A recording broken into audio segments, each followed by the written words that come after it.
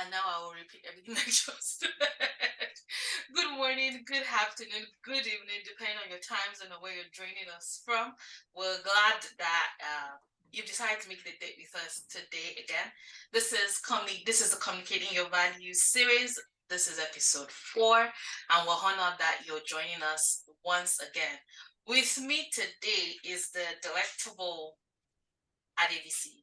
I'll say that I've known BC now, I don't know, over a decade, and his career progression has just been one word, wow.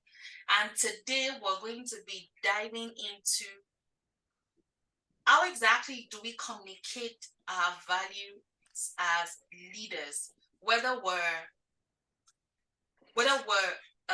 title bearing leaders or like just leading ourselves. And on that note, I'm going to start sharing my screen, and then I will let BC introduce himself. First thing though, before BC introduces himself, you can ask questions during the course of the chat, and questions we try to make sure they are anonymous. So I will be posting the Slido link on the Zoom chat. If you could let me know if you're seeing the link, that would be great. Sorry, wrong slide.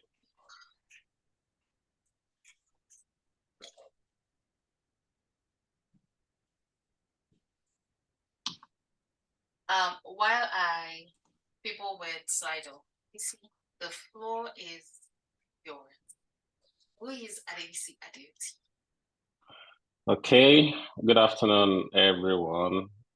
It's so nice to finally do this. I think sometimes we underestimate the amount of work that goes on in the background to eventually have like a Zoom call that we want to share to everyone. But I'm glad we could reach a consensus and finally get to the date, and now we're getting to do this. So who is Adebisi Adeoti? Well, first, I would say I'm an industrial chemist, I'm a corrosion engineer, I'm a salesperson, I'm a lover of the environment, very passionate about the environment and the community I stay and I live in and my country. I'm very proudly African. I'm extremely proudly African. I love this continent, with all of my heart. And I love to, also develop people in Africa, to help them grow. Basically, we we're one of the few emerging regions, that is remaining. And the best we can do for each other is just to try and lift each other's up, when the opportunity arises. So yeah, basically that's why I'm Nigerian. I don't know because don't let me assume everybody here is Nigeria. So I'm Nigerian, from Nigeria, born, bred, buttered, in Lagos. And that's, where I still live if I'm not, traveling for, work or business, out of the country. So that's why I am. Awesome. Something to note, this is based in Nigeria, but is currently not in Nigeria. So him agreeing to do this on his beautiful Input vacation is us at Target saying thank you. Thank you for saying yes and taking time out of your time out to be a part of this. I guess we'll jump right into it. The topic for today is leadership communication. How do you inspire people? How do you motivate people? How do you get people to see through your lens and then come together based off of your vision and your values to put out something that is viable out there in the world? And we'll just go quickly into the first question. Something to note though, as I said, I've known Adebisi now over a decade, and I knew Adebisi at the start of his career. He started his career in sales, like sales. And how do you go from sales to now leading strategy for an entire continent, right? you would know that someone has put in a lot of work in that journey. And I hope that by sharing his journey with us today and answering some of his questions, we're able to take lessons learned and hopefully apply those into our own career journeys and the sum of it, our lives as a whole. So my first question to you, BC, is that how do you think, or how do you, as a leader, now you're a leader, but how do you think leaders can effectively communicate their vision to to their team, right? Ensuring that their team is in alignment with their vision, but more importantly, with the organization's goal, because well, we work for people. And even if you own your own home, you still want to make sure that in communicating with your team, you're getting them to align with the bigger picture, the organization's goal. So in your own experience as a leader, how do you think one can effectively communicate visions and ensuring that that is also in alignment with an organization's goal? Yeah, thank you, Abisola. I think that's pretty straightforward, really. So, as a leader, when you have a vision, it is very important that the people who would help you achieve this vision are on board. And one of the best way I think you can get them on board is to simplify this vision to them. Even, like you mentioned, if you start your own company, the idea must have jumped on you.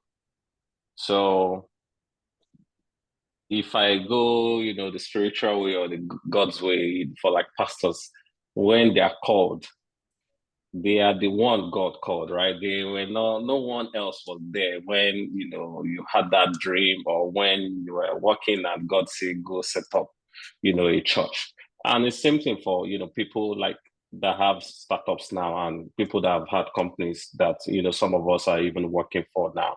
The idea came to them. And some of these companies are prosperous because the idea came to them and they are able, to set the vision and get people to help them ride, with the vision, with them. So one of the first few things is you have the clear goals in your mind. So you need to make sure it's that's as clear as it is for you, it is that clear, for the people working for you or for your colleagues, or for your subordinates. Also, you need to make it, very simple. I work for a global organization, now, probably one of the biggest chemical company in the world. And when our global CEO has a vision or a goal, it's important, for him to say, when it comes to Africa, this is the parts I want you to do. You need to be able to break it down, that way. You're not going to give me the same goals as you give someone in Europe, because we have different, problems, So if you standardize it and say everyone, run through it, this is the vision, go and get, let's say, 20% profit margin, that's the goal for the year. You need to understand, for instance, that in Africa, maybe people there don't spend as much as possible. So definitely you'll not be able to make 20%, margin, for instance. And it's the same thing. And this has nothing to do with how big or how small, the organization or, the institution you're trying to communicate this vision is. It's just a simple principle that work across broad. So even if it's a 3-4 man organization or a 3-4 man project, it is important, to be able to, cut it down and break it down in silos, to them. I think another thing, as well is also understanding the skill or the knowledge of each members of the people on the team. Like my pastor will say, Samadeyemi, is there's no point having the same two people with the same skill on the team, because at the end of the day, they're going to be giving you like the same thing, really. So it's very important that you have, like a mix and match for people that will do different things and say, I understand, you're skilled in sales. I understand you're skilled in strategy. I understand you are skilled in operations. This is the global or this is the big goal. but you break it down and say, this is, how you do. So earlier, and, just to give an example, to some of this stuff of the when I was in my formal career, I was leading projects and institutional sales, for a local paint company, and I had different people. But out of those people, I could feel that the people who had a science background, engineering background, they were very good in some particular products we were trying to push to the markets. And even though we have like a general, sales call and uh, a general sales call where everyone is about stock, I'm able to also, relate to the team that for the marine and protective section, I'm giving it to so guy because it's easy for him to communicate with his fellow engineer who are going to be the end users of the product.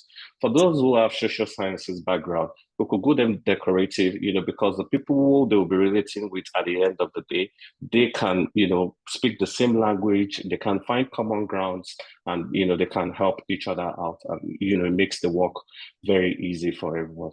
So I don't know how much I've been talking, but Oh no, please. the important thing is make the vision clear, make it, very simple, share it, with the team, and also get like some sort of alignment, with them. It's very important. I mean, and review every now and then. So for me, I always align with my team. And I would not say it's been perfect. I've made mistake in the past. I look at someone and I said, I think you'll be good, with this because I've seen you do so, and so. And I try, the employee on a particular project. And sometimes they are nice enough to come back to say, well, I thought I could do this, but I don't think this is the way I want to go. I've had people have put on customer experience, on employee experience, projects, in the past, just because they could plan very nice parties, at the office. And I feel, okay, when it comes to employee, maybe you should actually be considering something as HR. And you run a 3 month project, HR, employee experience, project, and you say, do, but you see when it comes to the professional aspects, they're not really, good at it. And they, sometimes they're, nice enough to come back and say, well, maybe I should just focus on my part. Maybe it's O and B that I actually can do and not, HR, kind of, setting. So it's, very important to get that alignment because you can't just, be pushing, someone and at the end of the day, the feedback, is not good. And which is some of the ways I learned from my leaders. I've seen has helped me also in my own career, and I'm also able to, dissipate this information and this strategy in, helping some of the people that I work with as well. Awesome. Thank you. I really love what you said when you like I would paraphrase, but you can't underestimate the variety of different skill sets on a team. And Mm-hmm. as a leader, being aware of people's skill sets and as you're being intentional about helping people develop, you're also ensuring that you're handing over different areas or different aspects of your vision to the right people that can actually run with it. Right? That for me is wow. The Slido link is in the chat. Please let me know if you can see it. If you have any questions, it's simple. Just go ask your questions on Slido. Want to make sure that it's as what's the word? That questions are as anonymous as possible, so that you don't feel like you're releasing any form of information that people should not have. That kind of thing. We want to make sure everyone's comfortable. Okay, back to our questions. Thank you so much, BC.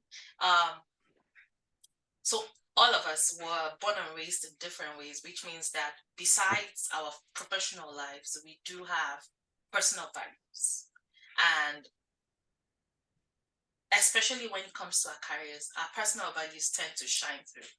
Whether willingly or unwillingly or intentionally or unintentionally, it would come forth. So in your own opinion, what role do you think that personal values play when it comes to communicating as a leader, right? And then how do you ensure that your personal values they're clear, they resonate with your team while you're also building trust, right? Because when it comes to building teams, at the core of it is trust. Outside of work, we might not know ourselves, but when we're in that grind, that 9 to 5 grind, trust is very big in ensuring that person A is going to do what person A has been asked to do, and they're going to do it well, so that it does not impact persons B, C, and D, right? So one makes sure, like, how as a leader, you're leading pretty much the strategic team in Africa for DAO, and you're also managing the West African region as well. So you have two big portfolios. I'm pretty sure you have pretty interesting team dynamics, but how do you ensure that your personal values are clear as you're communicating your vision, and you're ensuring that your team is also in alignment with that, with your personal values as well?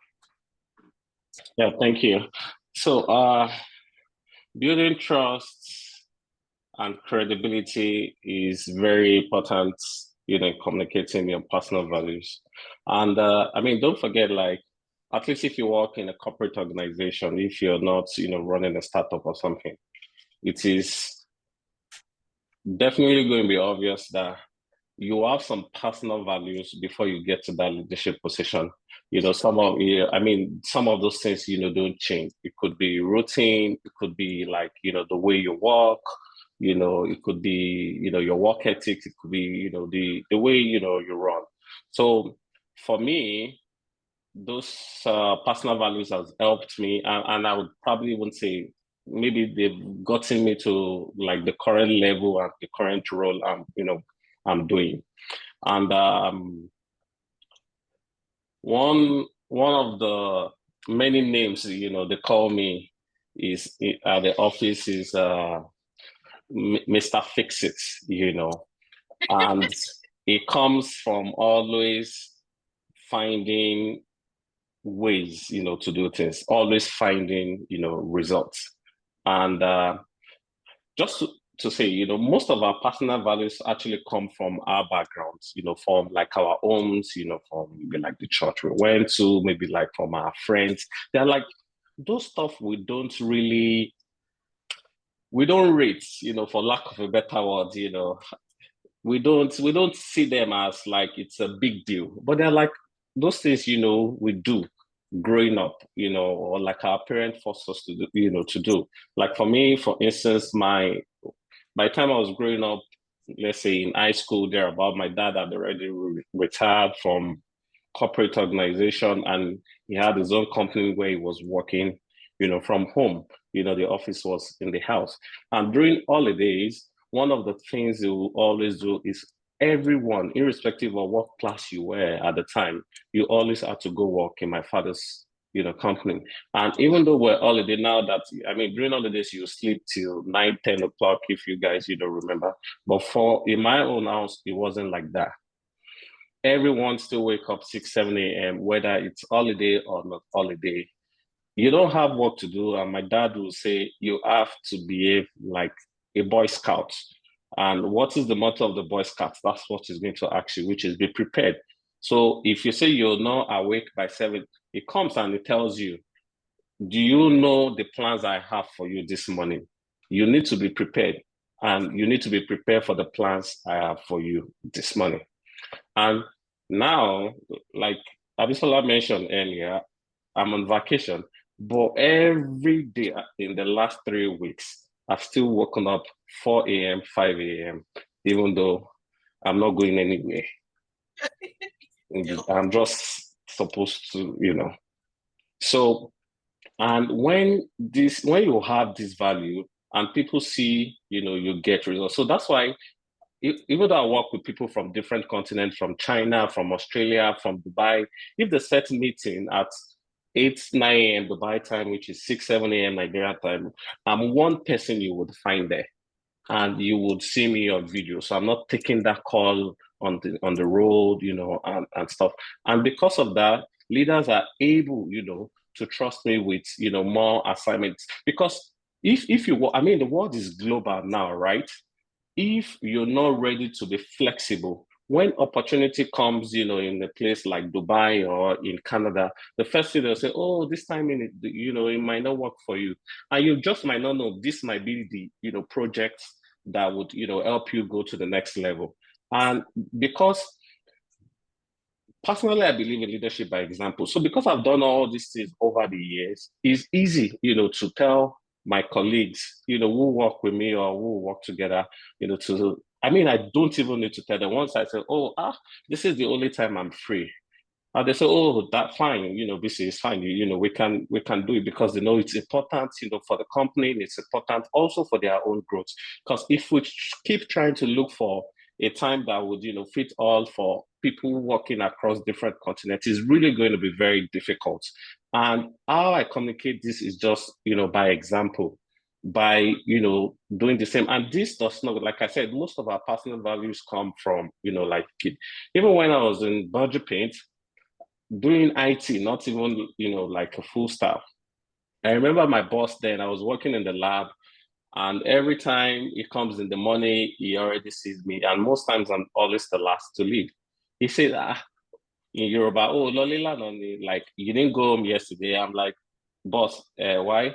Say, because I left you and you are still here. So maybe you did not go, maybe you are still here, from where I left you. So, and, these are, once you have I mean, I'm not saying okay, don't have work-life balance. Trust me, I enjoy life. For those who know me, so it's about doing what you need to do. At the right time, and the easiest way to communicate this, to people working with you is if they see you. In Nigeria setting, for instance, you see like some people are always like, very worried if their leader or their boss don't leave the office, they don't want to leave. That's not what we're saying here. But the thing is, when the opportunity demands, can you get, some of those, alignments? Also, when it comes to personal values, creating a shared purpose is very important, right? The purpose for the company, the purpose for me as a leader, and, our me being your leader means your purpose, at least your corporate purpose, has to be aligned, with mine in a way. So I have to find a way that it's a win-win, for us, everyone. It's a win for the company, it's a win for me, and it's a win for the team members, as well. Because I mean, for those in 9 to 5, it's very, but what they want to do is promotion or get to the next role or, do get some additional projects on their table. So once you identify what their own purpose is, what do they want to do in the next 2 years, in the next 3 years, finding that purpose and finding a way that it aligns, with your own goal is very important. I believe, most of the people in the session are either leaders or future leaders. And this is, very important because if the purpose are not aligned, it can be frustrating, for the employees or, for the people working for you. I have a former colleague who is super, super intelligent, very extremely skilled. She moved, to Dow or DuPont in Canada, a few years ago as well during our major. But we're talking recently, and it's like I'm just tired of my job because my purpose, does not align with that of my leader. And even though this baby is super intelligent, super hardworking, like someone I really have, huge respect for, the performance is not showing up now just because there's no alignment or purpose within that between that particular employee and the leader. So it's very important, super important to create a win-win shared purpose, and that is why I look for sorry when I find new team members. Also, organizational culture is very important, shaping it in a way that the employees can easily align with, or that the team members can easily, align with. One of the greatest assets or skill I would say I've acquired in the last few years is, getting working where I work now, and being able to kind of share their culture and project their culture to employees in Africa. Because when you work for a global company, sometimes it looks, like everything is very Oyibo-ish, or is very, modern world-ish. So it's, left for you to, take this global culture and try and see how you can break it down into ways your team members locally, can assimilate and sorry.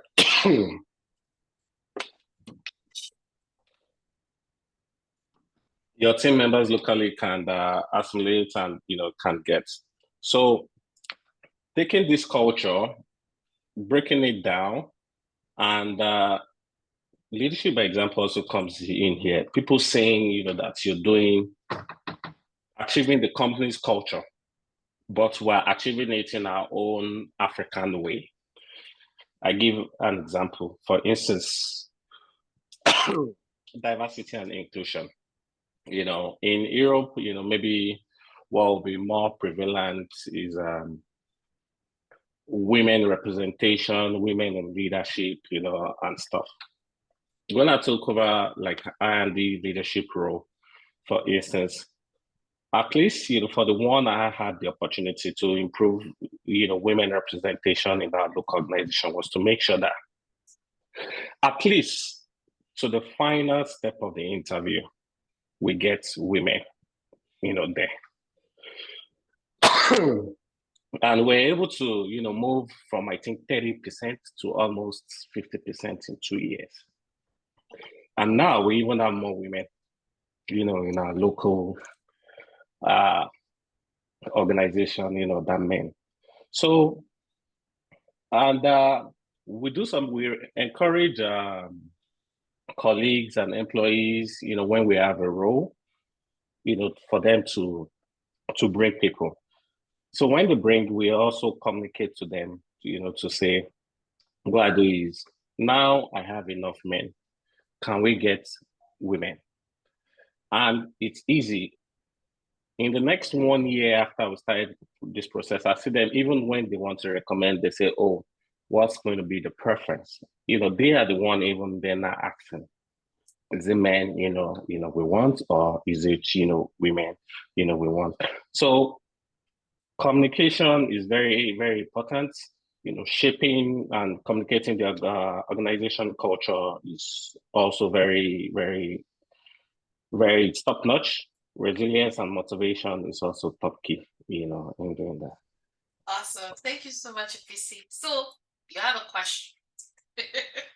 Someone in the audience has a question for you. What advice do you have for someone in their early career? So this person is about 2 years, has about 2 years of experience. They're from an engineering technical background, and they are starting out in for someone in their early career, starting out in chemical sales, so in an organization similar to Dow, but then in the company that they are, they don't see any upward mobility, so they don't see the opportunity for growth. So what advice would you have for someone like that? I think you have an answer to this one because you've told me your story of how you got into strategy from sales. So yeah, any thoughts? Yeah, I mean, just hanging there, I would say learn as much as possible. Like every opportunity brings, or every situation brings the opportunity to learn. Maybe a bit about my background into, I mean, how I even got to like it. So my first degree was in industrial chemistry, and I've always wanted to be an industrial chemist. Actually, in my JAM form, I feel chemistry first choice, second choice. When I did my remedial, which is like a pre-degree, we had three choice. I feel industrial chemistry first, industrial chemistry second, industrial chemistry third. There was no second choice. So I went to school knowing I wanted to be an industrial chemist, or at least a chemist, right? So I finished. So, and NYSC, I did teaching the application of mathematics to chemistry and introduction to industrial chemistry at the Polytechnic in Maiduguri. So imagine my surprise when I got a job and they said the opportunity available is sales. I'm like, did you know what I went through to do chemistry? Now you want to push me, to sales. And I said no. But then they said you can work in the lab if you still want to, but we're not recruiting. So if you just don't want to sit at home, you can just keep coming to the lab. So I worked for free for a year, just going to the lab, just because I didn't want to do sales. Right. So yeah, so I will go, but eventually the role came, for technical sales.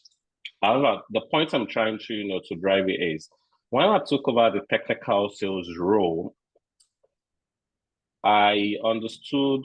I think I became way better than most of my sales guy that entered at that time because I understood how the paint was made.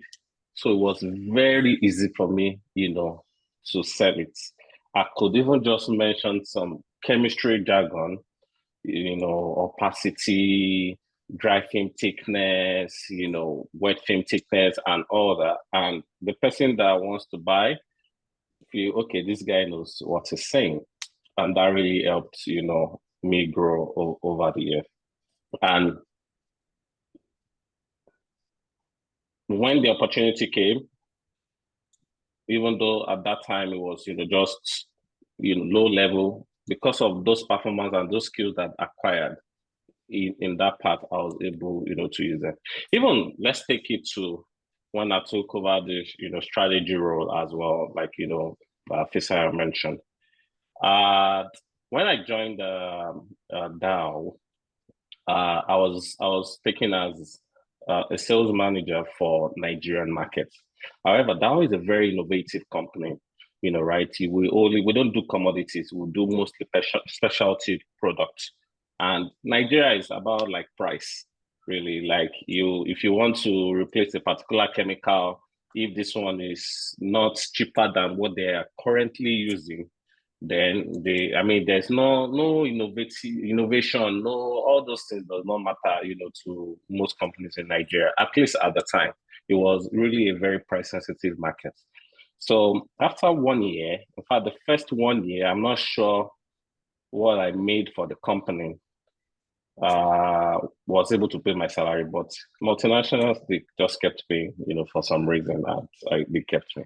So the next following year, I said, well, I can't continue to do this. I need to look at, other regions. Need to look at other regions, and these are regions the company was not playing, at the time. So what I did, was to use the skilled and acquire, even though the other place I was, the growth wasn't, coming, to see how I can, play in these other regions. And I was able to find a few countries that were not paying, mostly in Francophone Africa, that people would naturally not go up into, in Togo, Benin Republic, Guinea, and this type of countries, And I was able to break up there. So to you, I would say continue learning. It's just a matter of time before those skills you've acquired. For me, I'm sure maybe you'll even be paid. I did, some of these things for free for 2 years. And eventually I was the one, negotiating my pay because I just said, okay, this opportunity, it's a master's program, for me. And I just, kept learning. So when you have 0 to 5 years experience, thank God now that people don't even really do that again. I remember like when we left school, if you don't have 5 years experience, like they want a graduate with 5 years experience, there was no job. And that's why, except the father is very connected and stuff. But now I don't think all those really happens. So what we had to do for the first 2, 3 years was just to keep learning, even though you were not being paid or anything. You just, just get on projects, get on opportunity, help out. You would be surprised, when opportunity will come for some of those skills you've acquired in those areas, and you would be the one dictating, like, yes, even, when I wanted to move to that, I was the one who dictated, myself, because my former company paid me almost the same amount for almost 4 or 5 years. I didn't see growth. I was doing very well, but it was, like a very old Nigerian kind of company where they will say, "Oh, you're too young. You cannot go to this next level because the people that are in this next level that you are in, they were like 40, 50 years old. You are 20 something. We know you can do the job, but yeah, you're just too young." But all those skills, I took them over and I was able to use it to create something new in my new organization. That story from VC, I'm like, because I was telling him what they had to ask him, like, you guys sales guy, how did you enter strategy? And then when he shared that story, I'm like, oh wow, that like. So I'll just say to this person to just summarize what BC has said.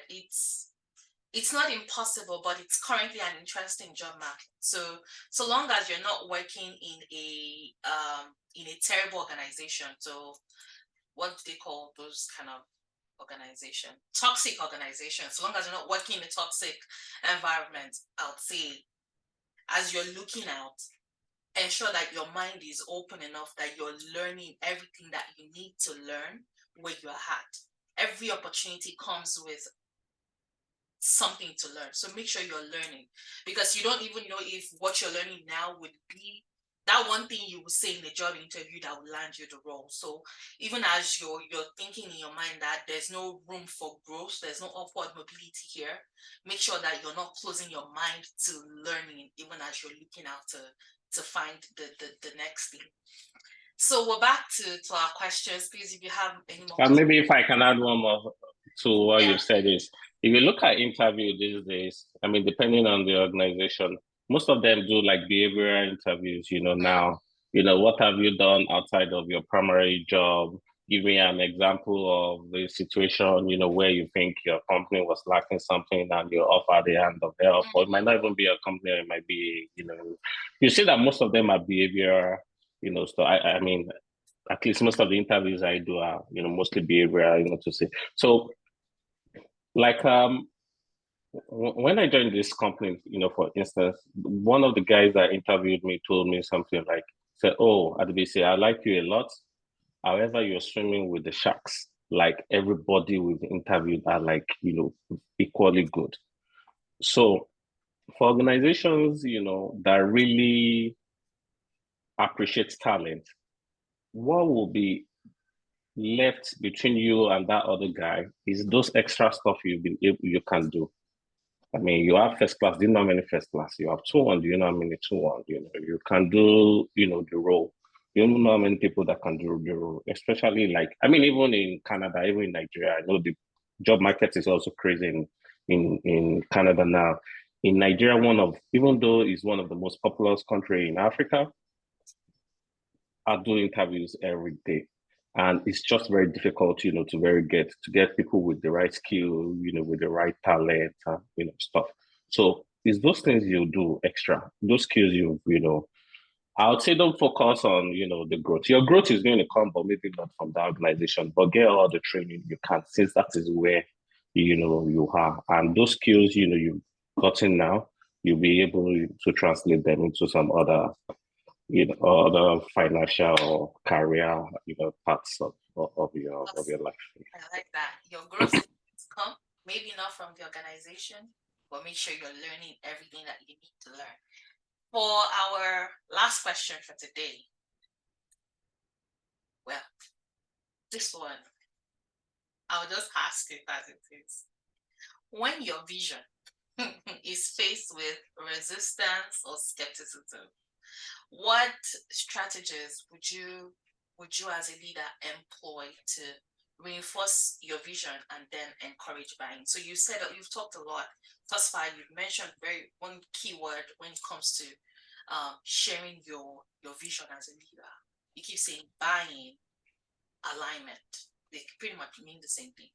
to get people's buy-ins, to get their alignment to your vision. So what do you do when you share your vision and then you're faced with with resistance? And then how do you still make sure? Because ultimately you still need the buy-in. Your vision is still your vision. So how do you still make sure that even though you're being faced with resistance, you're still getting buy-in from your team members, or even from your own leadership, right? You report to some. So no, yeah, that's very. I think that's a very interesting question, because you face resistance with. I mean, not everyone will agree, right? Especially if you have the right team. If they are not people who they are just doing yes sir, yeah, then you should have at least one or two people resisting. But then I think communication is just very key here, right? You need to find the best way to communicate to those people who are resisting. And I'll give you a real life example. When I took over one of my very first leadership role, for me, I've always had the disadvantage of well, it's not supposed to be a disadvantage anyway, but it's just I've always been in a situation where age is a big problem, for me. And for you, if I don't know if you guys know a lot of Nigerian organizations, they always believe that okay, if you're a leader, you are one big man. Even when some people invite me, they don't even know who the MD of DAO is. They just say, okay, please, we'd like you to be a speaker or would like to be on a panel and to come and speak in so place. And you get there and they say, where's the MD? And I say, yeah, I'm there. And they say, I'm expecting like someone who's like 50 years old or something like that. I say, well, this is what you have. Anyway, I've always had this to be in this type of space. And I took over a leadership role and I had like pre-resistance, and trust me, this thing can be emotionally draining. It can, because you need everybody to be in sync, to be honest. You need everyone to be in sync. So I spoke to someone. One thing I did was to have like a one-on-one with each of these people, that was resisting. And I was able to break it down in a way that they understand and in a way that it's going to be, of value to them as well. You don't forget at the end of the day, what everyone wants is, some sort of growth. And even people that are resisting, they're not resisting, at least I should hope so, that they're not resisting for the sake of just resisting. They are resisting, because they think maybe if I'm supposed to get to this level in 2, 3 years, with this your new role, I might not get there till 5 years. So it's important to also know why they are resisting. And when you get the reason why they are resisting, then you can communicate and find a way that both the vision and your vision and theirs align. And the way you can do that is to make sure that it's a win-win, for everyone. So what I did, was to get everyone set up different meetings. I mean, it's easy to summarize this in 2, 3 minutes, but I'm telling you something that took me over 3 months. Some of them 2, 3, 4 meetings, one-on-one, lunch, dinner, some of them assigning, new projects. I mean, human beings can be very difficult, to be honest. But one person can, I mean, if you don't have that alignment, it can break, your team really, because it's just like when you have one rotten tomatoes in, the midst of many. It's only a matter of time before, you see, some of the microbes moving, from one. So you can't avoid a lost sheep in this situation. You need to make sure everyone is aligned and you need to make sure you get the buy-in, of that person. I mean, especially if, you're not ready to lose that member of team. And I mean, the last or extreme situation will always be if it's not possible, then you have to find a way to do, without them and, communicate and like, if you have to go, you have to go. But it's, very important that you are the leader and everyone I mean, you can make mistake, and when you make mistake as well, it's also okay to communicate, to say, well, I failed, right? I didn't do this. I didn't do this, I mean, I did this, but it didn't go the way, I thought it was going to go. Accept and own your mistake, as well. This also helps the employees or, your colleagues to also feel, like we can, make some of those, mistakes. But in summary, it's just what I would do or what I've done, in the past is to break down at least those ones that are, resisting, find a way, for them to win, break them down in silos and find, a special win-win situation for them. Because at the end of the day, it's very important for everyone to align. If there's no alignment, then you're not going anywhere. And when I did that, that's probably like the year we had the the biggest growth, in our local club. I think we grew almost by 20%, that year. Everyone was, I mean, it was such a huge celebration. So you see the result, and they saw the result, and everyone is happy. And after this, you'll just be surprised that the trust just builds, from there. When next you come, even with something very stupid, people, look at it and are like, I trust you, I trust you. And you also, I mean, I have to remember that most of the most successful leaders, this year are people who have, thought about stupid things, like Elon Musk, like, I mean, who would think of electric car or a self-driving car? I mean, 10 years ago, I would not enter a self-driving car, right? But these days, you order Uber and you even, order Tesla, or, in some place in the US, you order the one that is self-driving, with your own hand.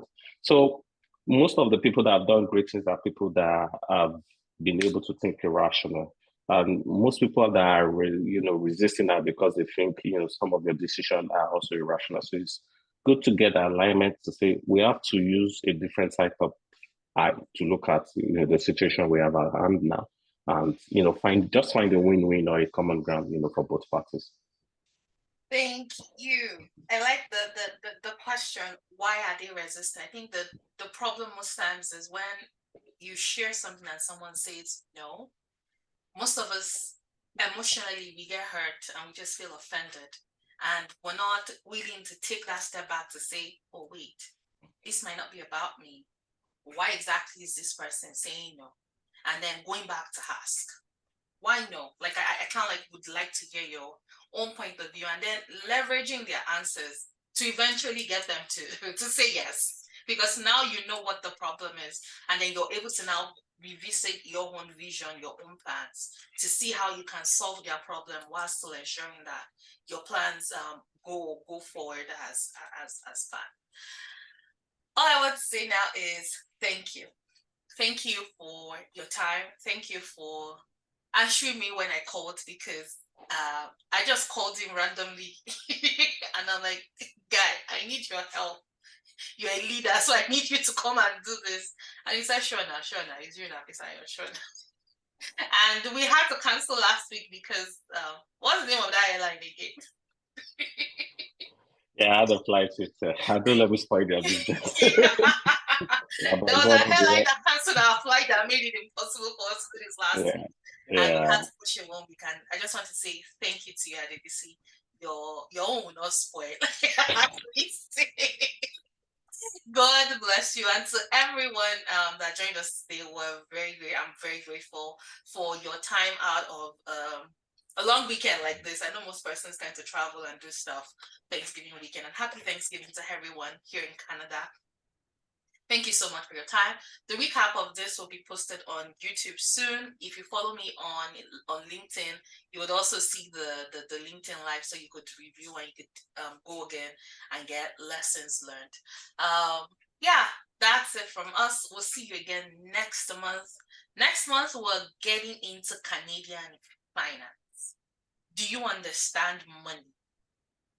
And our guest is going to be fleshing out money as it relates to our value next month.